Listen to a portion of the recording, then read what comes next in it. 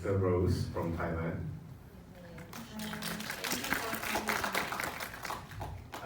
Well, first of all, I would like to ask the idea of making this film. Is it already from the beginning you want to mix a little bit with documentary and fiction?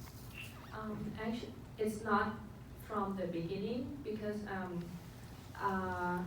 my beginning of this work is when I studied abroad in Germany, and somehow I have to do some, like a final thesis. But it's not that only reason, but somehow when you are abroad or you are far away from home, you try to like keep the distance closer to your home, at least to your mother or your father, something like that. And then I start to collect like such things like Skype, and then I just record like randomly, like didn't intend to make a film, just recording for personal reason. Or when she, because the time is different, like in Germany it's 5 hours later. So somehow when my mom wakes up, she's like send me a photo of the, like as you see in the film, like the married things or breakfast, food, whatever. So when I wake up, I know that she woke up and she alright. So it's more like the confirmation of existence of my mother, because she got sick for 10 years already somehow.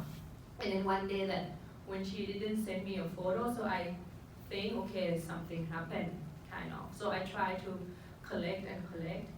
And then one day when I come back to Bangkok, like 2 years after studying, but not finished yet, and my mom like asked me like, okay, do you want to visit dad? Because we didn't live like together. He lived in the south. We live in Bangkok. So I said, yeah, let's go. And I bring the camera, just a small camera, and didn't intend to make a film again. Just personal, yeah, just personal documentation, because I haven't met my dad for long. And then when I went there and I feel ethnic. Somehow like you go to Germany, somehow when you like, oh, this is somewhere that you feel familiar but not exact familiar. So I just like, and we talk, like my dad, oh, how are you, where you study, blah blah blah, and I feel strange because it's a normal question. Like, oh, do you live in Berlin? I was in Berlin too, and that idea popped up because somehow you there's a lot of things that you never know about your parents before you were born. So I just start to like record. So you saw in the film too, like when he asked me, and I just like put the camera on my lap and then just put record button. And then when I know that he was once in Berlin, somehow when I came back to Bangkok, my mom just sent me an album. They just showed me the album of him, like before I was born, like the Berlin Wall still there. So it's made me like, there's an idea again, like, oh, there's a lot of things. I saw like my mom and my dad being together in like a couple, like so, like when they were young. And somehow I have the idea to kind of rewrite something from the history that I saw. Like you saw a photo of my mom and my dad like hanging on the floor, like holding hands, something like that, and touched me somehow because now it's different. So the starting point, I want to make kind of documentary. I don't want to call it documentary, I just like write something from the photo. Somehow, like when I see the photo of my parents, I write, like reenact with another actor or actress, the same in the film. So there's two parts, like the fiction, but from the photo, and then maybe I just like use the footage that I keep collecting. And I went to Singapore Film Lab, and then I got developed the project, and then I met Anosha. She's my mentor at that time, and we talked and we discussed, and okay, let's do this thing happen. But yeah, in the pre-production, when I'm casting, my mom just like passed away.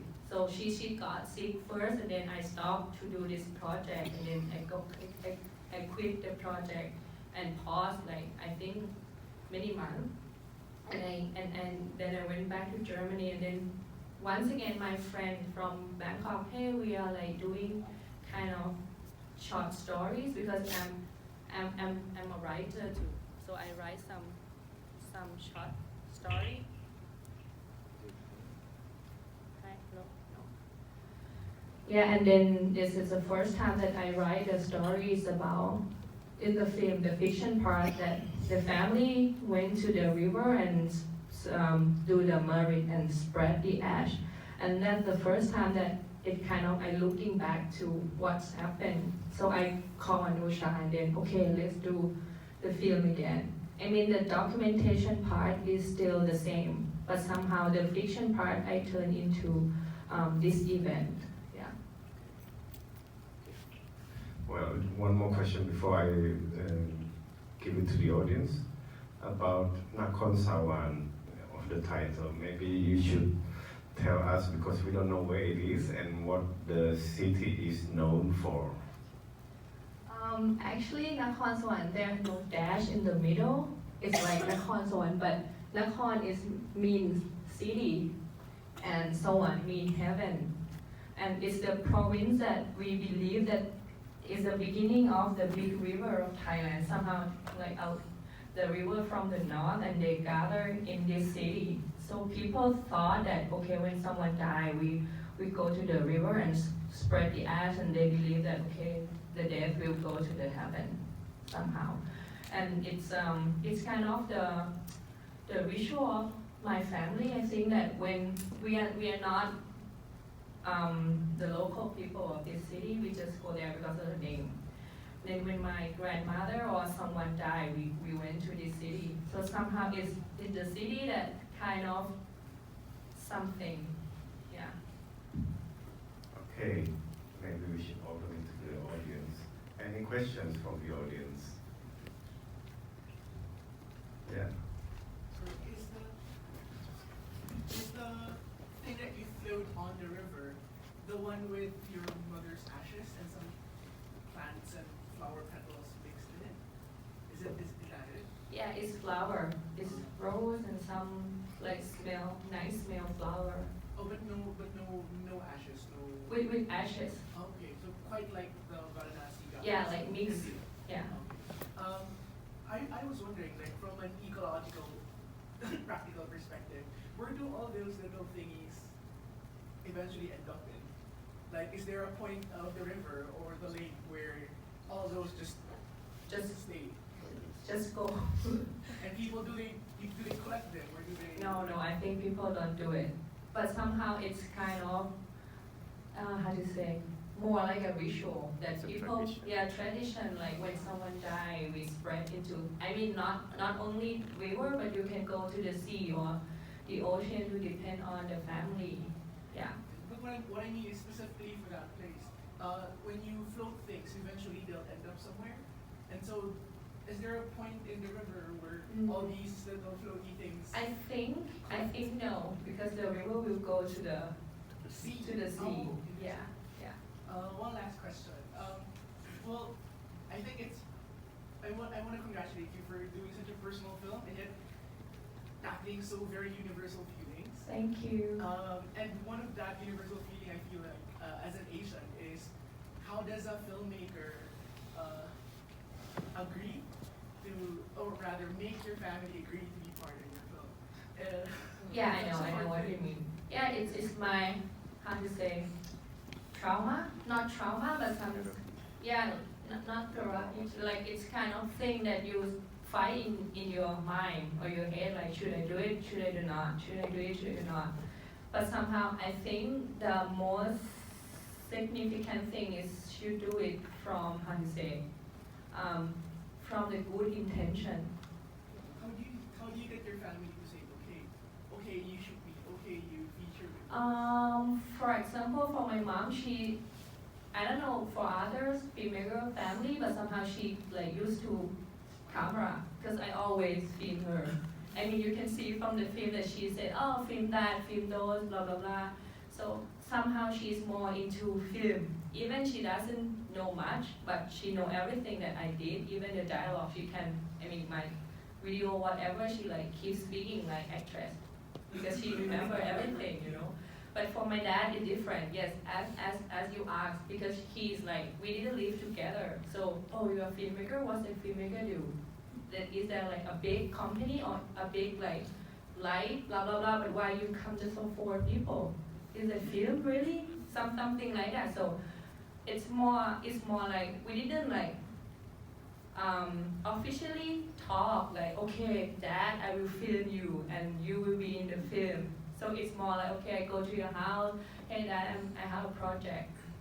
It's weird, but somehow I don't know if it's an excuse to talk with your parents.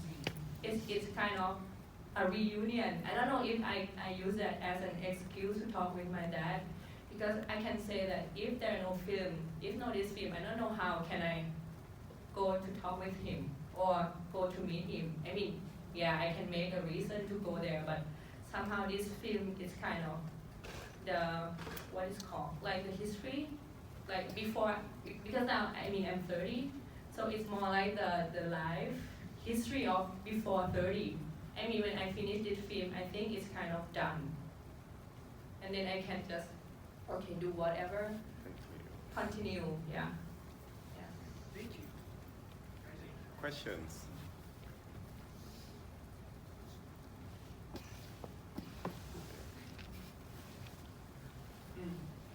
Hi Rose. This is the second time I watched the film, and I love it more. And I have one question: that how do you find the structure as we see it? Do you have a script at first, and is it how's it different from the script? Thank you. Actually, because I'm not like the director that write the act. Like I have no act at all. But as I told, I'm kind of writer. So somehow everything based on paper. I mean, I write, okay, scene 1, a girl in the factory or mom in the factory. Sometimes I use the real, like it's just a translation from the footage that I have, and then I write or describe it. And then scene 2, okay, maybe it should be some kind of fiction, so I just write another scene. So it's more like collage of script. And then the structure, I talk with Lee later, that okay, this is, I give him the script that I think is kind of similar, but not the same. I mean, because I kind of edit in the script already, but the result is different.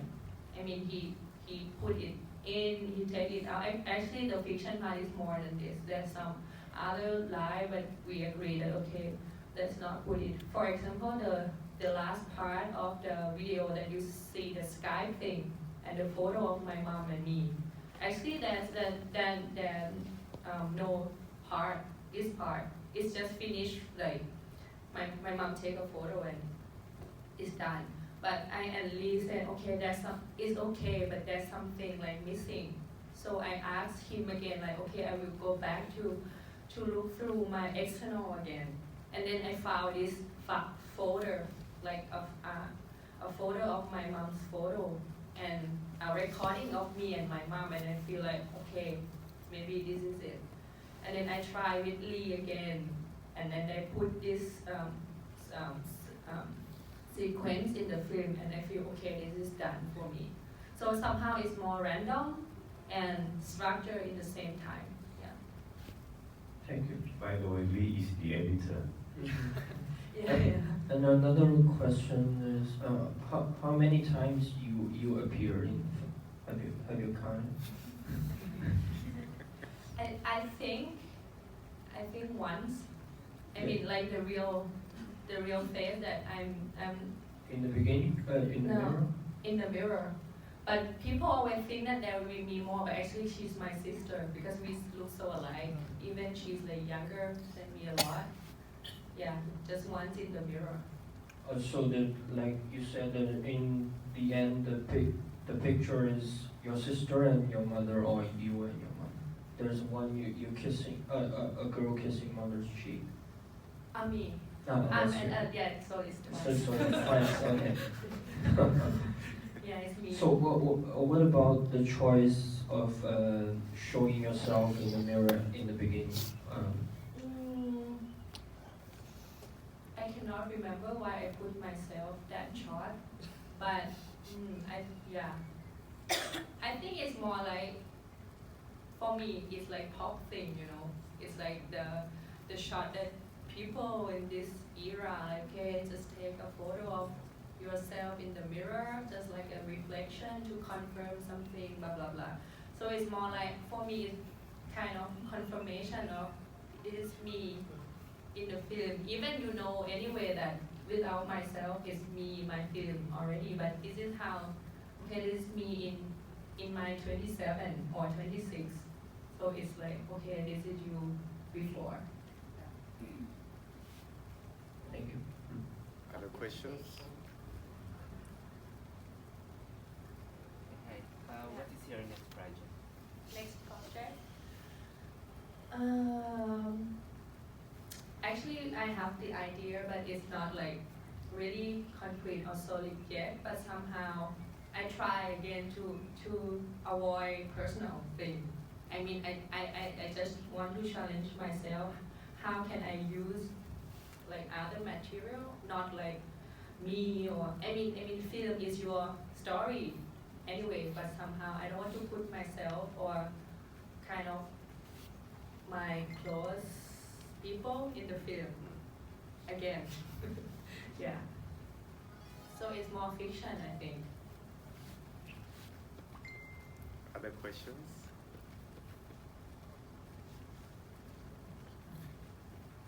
Maybe I would like to ask about the sound design and music, because I also find it quite fascinating the way you put the sound and the music in there. It's somehow very subtle, but also it builds up the dramatic version. Is it already you have something in mind and you are musicians you want to work with, and how does that turn out in the film?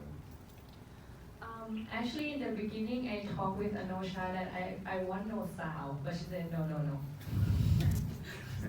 It's better with sound or like just the ambient kind of. So I talked with Titiwi, he's a composer and he's musician, and I think he did for Motel Miss too. So he's more like he's more like we talk like we don't I don't want to make it like a music, but it's more like a sound settle in the water or kind of heartbeat things. So I just breathe in him like that, so it's kind of like, okay, just the sound of like kind of you go into the river and the water, and you just focus on the dialogue on the boat, because somehow for me it's like it's boring too, but it's real. Like it's like you jump into the boat and you like didn't want to listen to other people, but the sound just come to your ears because you sit near them and the boat is so like small, so everyone can hear everything. So it's more like a sound that you didn't intend to listen, but it just come to your ears. Yeah. And there's some sound design, like for example in the scene of the boat, that like the last scene, like I mix everything. Yeah, so I talked with the sound designer, and he suggests that okay, maybe we just do it not like music, but somehow the sound and gather the mood from the beginning to the end. Thank you, Rose. I came as promised. Anyway, my question is, did you get real monks? Because I noticed that the chant that they did was real. The monks. Are they real monks, or were they rappers? Also, you recorded, or they memorized the chant as taught by the monks? I mean, in the documentary part is the real monk. Oh, yes? Yeah, but in the fiction, they are actor, like, yeah, Oh, and okay, so they okay. have to remember. Oh. Yeah. Oh, they had to memorize. So Yeah, they were yeah. actors, the old monk and the young monk. Yeah. Ah, I see. Okay. Now, did you have? I mean, that part where there was a 2-day-old monk. Was that true? I mean, is that true? Sorry? You did have a boyfriend who had been 2 days in the monastery. Yeah, it's like question everyone asks. I have no boyfriend that who's a monk, but somehow it's a ritual that when someone die and then if you are son, you're supposed to be a monk for like 2 days to like like Okay. yeah to shave okay. your hair I to be see. a monk, and it's the belief that your mom or your parent will go to heaven because they can like they can bring you to the heaven. But it's just my question in the film that if I were born as a daughter, how can I make my mom to go to heaven? So you have to ask someone to be a monk for you. Yeah, because it Yes, happened yes. to my family. I mean, we are not like, I mean, I'm not so religious, but somehow for the tradition, my friend of my sister, like, but they are happy to do it. Like some people happy to do it. So okay, that's kind of, at least we have someone to do it. You know, I like the part where you said that a person must have a sound mind when he dies, because that's a very important Buddhist teaching. So you did great there, because that's something that, because you did that, because you wrote that, then it earns for you merits. Did you know that? What? It earned merits for you, because you spread, a dharma. You spread teaching. That's a teaching. That one must have a sound mind at death. But then there's that part there. What comes after that? When you said a person has to have a sound mind. The suffering. When you said that there's a difference between sadness and sorrow, I think what you meant with sorrow there is suffering. Like suffering is permanent, because suffering is one of the universal laws of existence as taught by the Buddha. But I think this is kind of tricky too, because it's the burden of language. I mean, like Thai, there's another like Yes. meaning, but I try hard to like, what should I translate into English or like universal word? And then even we finish the translation, a lot of friends like, really?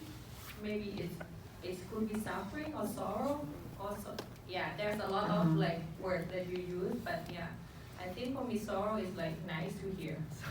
So But then I think, it could have been, it would have been very correct had you said suffering. And to me, when you said sorrow there, it came to me that you were referring to suffering, because that is what is permanent. But sadness is temporary. But still, it's good. Right. Sorry, one more question. One last question, okay. One last question. What guided your creative decision to choose which characters or which real people to put fictionalized movements to? Because I was fascinated that you gave a moment of grief for your aunt, and then a moment of grief for yourself, but not quite a moment of grief for I'm not sure if it was your sister or the young teen girl. She was only given a moment of dancing, but she wasn't given any moment of emotional reckoning with what just happened. So what guided your decisions, which people to make into characters?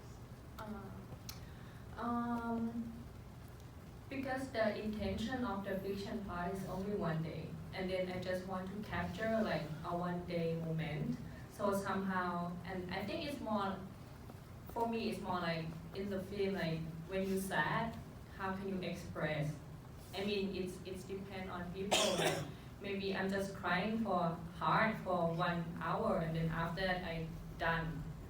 Or the girl in the film, maybe she's just young and she doesn't know how to react, or okay, my life go on, but maybe she go back to cry. Or even the aunt in the massage room, she just immediately cried out without any plan to talk or discuss in grief. So I just want to like, okay, maybe there's a lot of, how to say, possibility to be sad. Yeah. But I didn't like, okay, everyone should cry or something like that. Thank you very much. Thank you so much for